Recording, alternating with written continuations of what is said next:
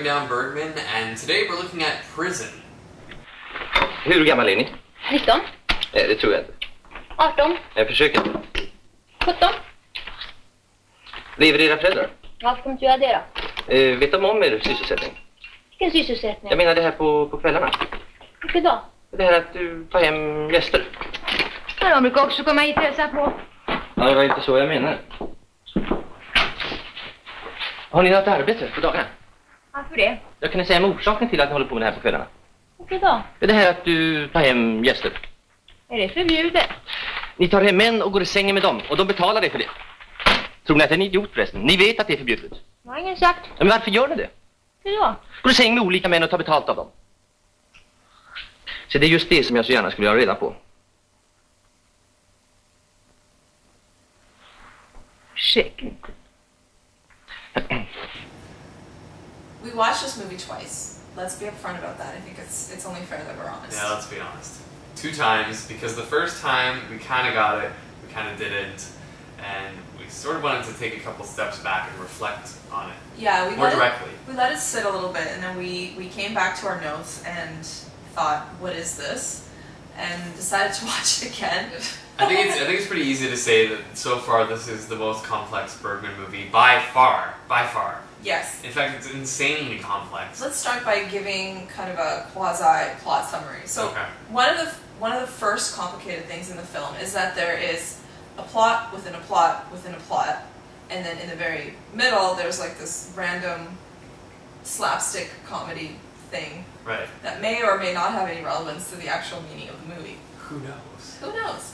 So, I mean, we start with an introduction. The movie is framed by a director and his cast, and they're making a movie, we don't really know about what. Yeah. And then at the very beginning, his old math professor comes up to the director and says, hey, I have an idea for a film, and it's about the devil reigning on Earth, and there's no meaning to the fact that he's reigning on Earth, and everything is just meaningless and ambiguous, and it goes on and on and on. And the director says, well, that's not going to make a very good movie, but then everybody keeps thinking and talking about it, and it launches into the film, Prison, about Brigitte Carolina, who's the main character, and she's this young prostitute who gets, you know, very mistreated by her pimp and then falls in love with a romantic writer who seems to want to rescue her but then lets her down, and somewhere in there she has a baby who she abandons, who gets killed, and then she kills herself, and then we're back into the movie studio. Right. That kind of puts it all together, sort of. Let's step back for a moment and kind of put this into context. This is Bergman's 6th film. Yes. And he made it, for the first time, separate from the studio. So he had complete control here, and of course that meant a lot of artistic freedom, but it also meant a constrained budget. So the film is kept pretty short. It's less than 80 minutes. And partially I think maybe that's what makes it so confusing, is because despite the fact that it's abbreviated, there is a lot in there. Yeah. But what's missing is a lot of the context. That's true. And kind of the linkages as to why he's taking on this project, what he really wants to say by it. But he kind of confuses us even further because, so at the beginning we get the scene with the math professor coming to the movie studios and pitching his idea to the director.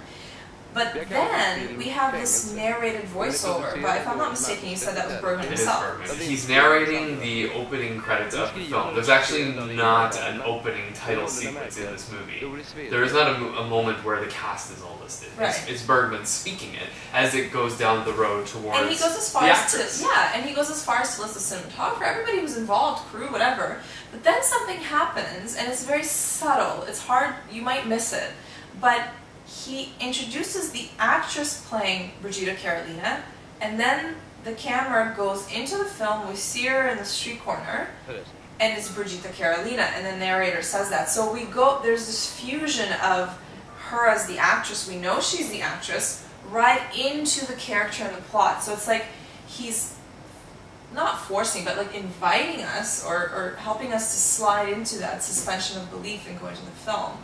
The other thing that's interesting too is this movie, even though it's only his 6th, was very different. Right. I found. Visually, especially. Yes, it was haunting. And I don't know whether the fact that it was a low budget kind of helped with the creative aspect of how he had to put the movie together. But there was this really unique dream sequence in the middle that Brigitte Carolina experiences. Right.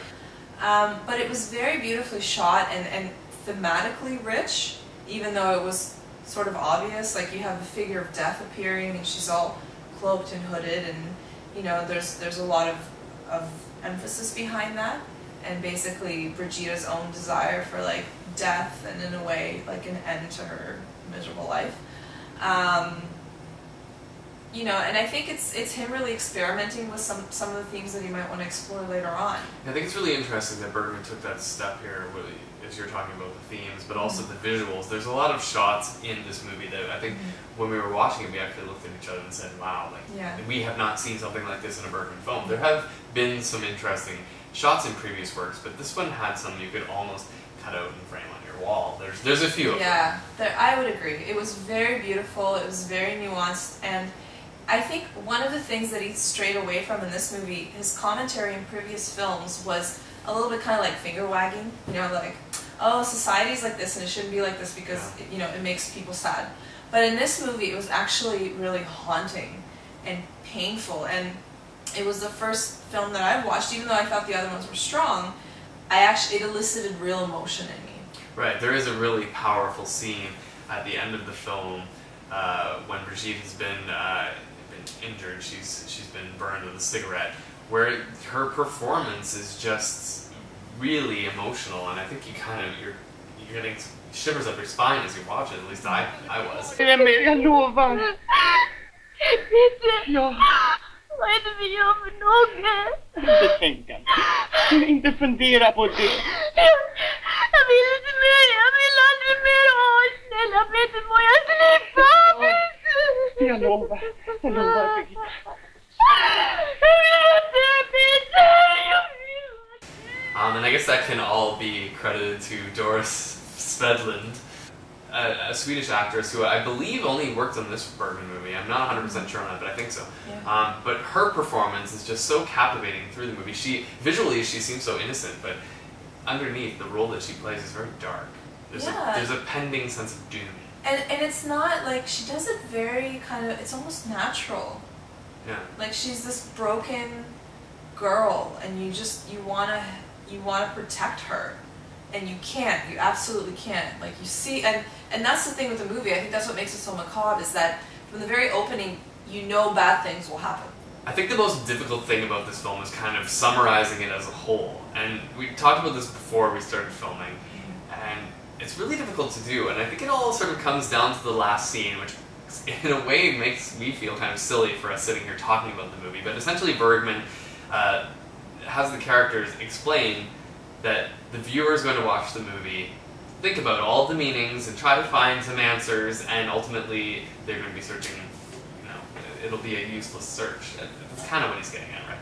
Well, I mean, that's what we ended up doing. We talked about it when we saw it the first time, and we talked about it endlessly when we saw it the second time. Like, what is he trying to tell us? What is his message? What is the film within a film, and a dream within a film, and all that? What does it all mean? And we came up with all these different solutions, and maybe, you know, we got really complex and intellectual on it. But in the end, I think you're right, because he basically says, you're going to walk away looking for meaning when there isn't. That's just life. And that's really hard to accept, actually. Yeah, it's tough. It's too simple. It's too simple. I don't think watching this a third time is going to bring us any closer to answers. I agree with that as well. Wow, we are in agreement. Finally. So is this essential Bergman? I guess that's the question. Your answer is? I don't know. I'm torn, because I think it's a good film, but I think not. I think people could pass. I'm going to have to agree with you. I think they could pass. There's a lot in here that I feel probably comes up later in his career. The fact that we see the image of death for the first time, and I know that he has other films with death, and he deals with death endlessly, but it's so tough. This is kind of a take it or leave it. And I don't think that you're going to lose if you leave it. Yeah, I think too that he was experimenting here, and he's going to come back to do similar things, but he's going to do them better. Well, that about wraps it up for this time around. I don't know if we gave you any answers, but join us next time when we look at Thirst. And subscribe to our channel. Make sure you subscribe to that channel. Leave some comments. Let us know if you have any answers on this film, because we need anything that we can possibly get. But thanks for joining us for Breaking Down Bergman. See you next time. Bye.